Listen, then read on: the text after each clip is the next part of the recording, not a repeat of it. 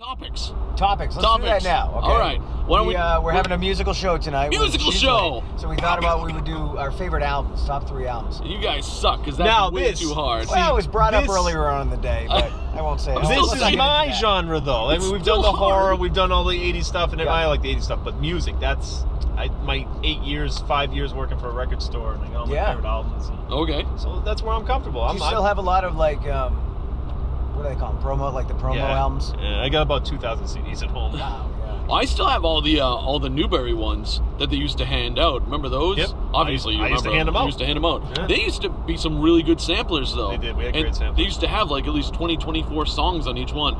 Mind you, there was a lot of punk back then when I used to pick it up, so they were like, 1 minute, 2 minute long songs, but tons of them on there. One of the best jobs I ever had. I love that job. I think they still do that at Newbury. I think. Do they? On free album day. What is it? Album day? I think it's just album day. Record day. Record day. Yeah. They give out freebies and a lot of promo CDs. And stuff cool. Like that. I didn't even realize So that. I went into Newbury a couple weeks ago, and it was very depressing. I still love Newbury. But You mean the clothes store? The one in Newbury Comics in Bellingham. Yep. They got rid of a lot of the bins of music. They've had to condense. When you walk in, it's like, oh, man, it's... I did that. Where was I the other day? I was in, Walmart or Target, and music section. The music section is so small. Yeah, but who goes there for the music I know, but section? I just liked knowing it was there. Hell, back when Kmart was still there, their music section was actually still the same size that it always was. That's because they were, people shopping at Kmart were still living 20 years ago. They were looking for their They had cassettes. Cassettes left with those big honking plastic holders. It was like going into a time warp, going into a store like Kmart. I worked at Newbury Comics from 1992 to 1997. That's a long time.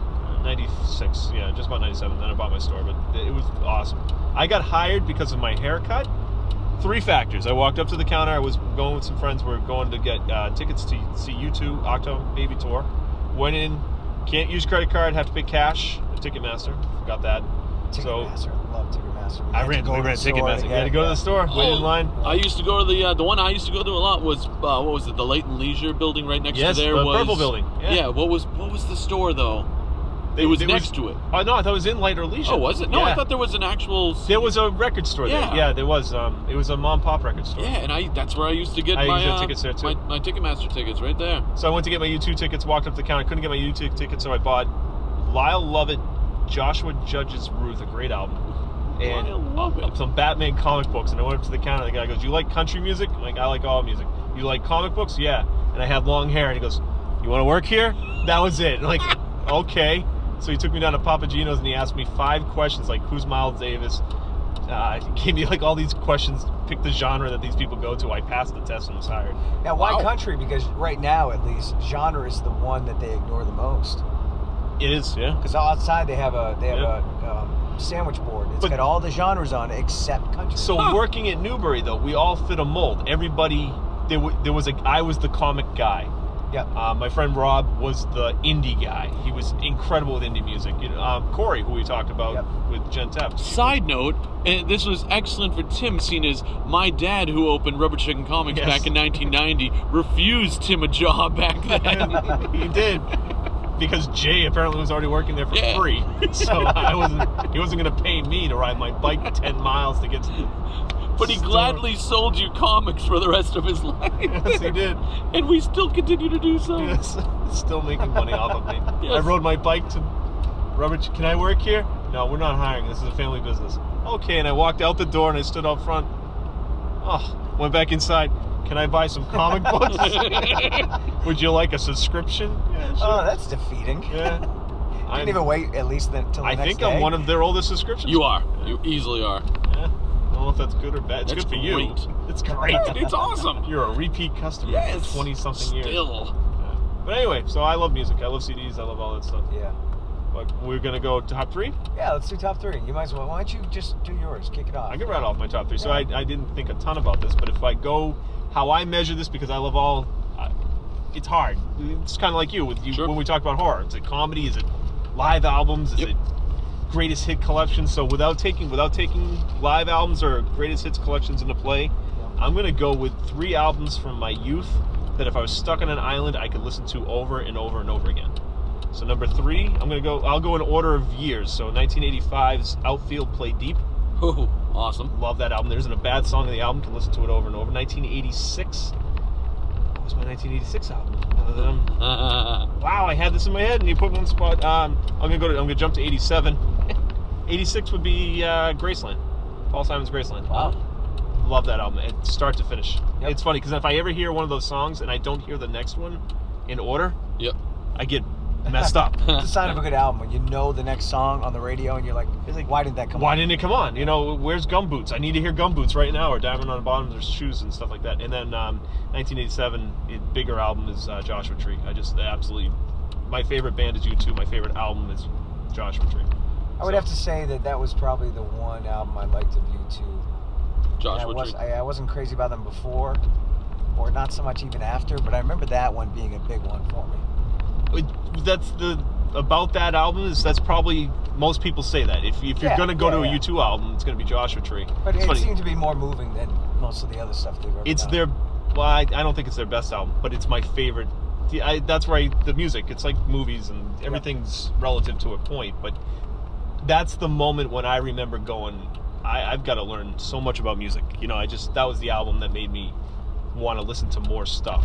Yep. I knew about Boy, I knew about all their other albums, but that album's the one that did it. Then I got Rattle and Hum, and Octone Baby's a huge album. So they have great stuff. But anyway, so Play Deep, Graceland, and Joshua Tree would be my three. I don't think I'm going to rank them, but those are the three. They came out in 1985, 86, 87. Wow. It was a big time for music. I was 13. Yeah. You know, you mold yourself. Like, I still Sure. go back to that music. I stay with it. Anybody else want to jump in? Anybody have them? Yeah, mine were. I'm like waiting, keep talking, I Tim. know I love your This is passion the most on I've this. talked in distracted driving in history of the I don't want show. to take anything away from you on this one. Let's see, Singles, the single soundtrack, Love that which album. I think that era, I think it was 90, That's 92. 1992. Yeah. 90, that was a big one. I remember going to the movie to see it. I remember going to get the album afterwards. I remember breaking up with my wife. That's right, you did that. But now it's my turn. So, Yes, I'm sorry. Singles and Back in Black, and there's so many AC/DC albums I could say rather than Back in Black, but I think that's the safe one, so I'm Yep. going to go with that one. Again, every song start to finish, and you know the next song. And every song on there, almost every song was a huge hit.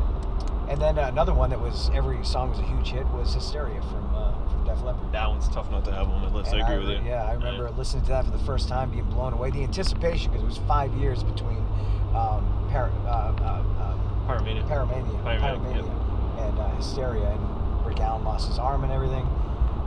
And they that released came songs. out. Yep. Yeah, they were They releasing snuck stuff out. Women, Yeah. women came Rocket. out. Rocket, and then bam, the album came out.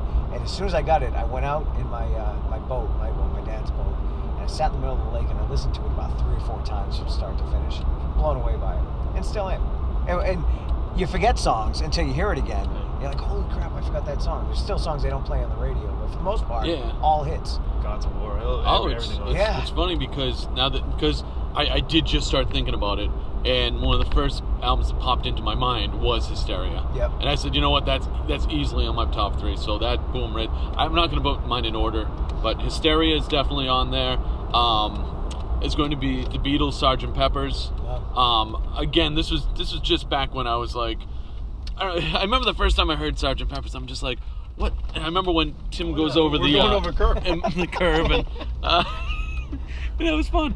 But I remember the first time I heard Sgt. Pepper's, just blown away, just like, this is such a, Well, the cover alone too. Oh, it was great. And I think I had watched the movie at some point in time, Yep. and I remember saying to myself, this movie is good, Who are these Bee Gees but people?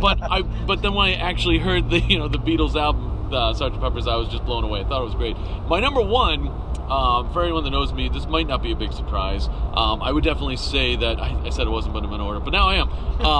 I will go with Kiss Destroyer, There you which go. was just blew me away. I believe that was my first 8-track tape that I had. Probably not my 8-track tape. It was probably one of my brother's. But that's the one I just played over and over again. And the album cover, very iconic. Yes. I believe it was, what was it? There was King of the Nighttime World, Shout It Out Loud. There was a bunch of great ones. There was a ton of great. Check it. I mean, they had like an album every single year, but I remember Destroyer. It was just like, boom. This is thunderous, like superhero rock and roll. Yeah. That was mine. I dug him a lot. It's awesome. Yeah. Every once in a while, I saved all my CD covers. I Yep. put them all in books now, but I save the inserts. Yeah, I have So every everything. once in a while I'll go through them and. So what albums? Because I can tell you we've named a bunch of them, but are there any albums you've gone back and rebought? Singles. I just bought that the other day because mine was worn out. Yeah. So I just bought I that. wore out. I've had 3 copies of Hysteria. 2 on CD, 1 on cassette. I've had multiple Back in Blacks. I say Back in Black. See- I've had CD and cassette. So you guys talking about your favorite albums, but I was trying to think of also, like the best albums, and it's like the top 3 best albums, that a band put out, and it was like, my God, how did the band come up with such, an amazing album? Oh yeah, that'd be a completely different list. correct. Yep. How about Guns N' Roses? That was Guns N' Roses. That was their first album. Yes. And Yeah. to make an album like that as your first debut, the debut album, that was perfect. amazing. Yes. That could be my top 3, one of my top 3. I mean, 10 is perfect to me. 10 is also a perfect. Again, CD. when we're discussing this, yes, I would definitely say 10 would probably easily in my top 5 if nothing else. No questions asked. But Guns N' Roses is still number 1. But again, think of it. It starts getting hard after that. You're like, all right, which albums were like from start to finish? This is what.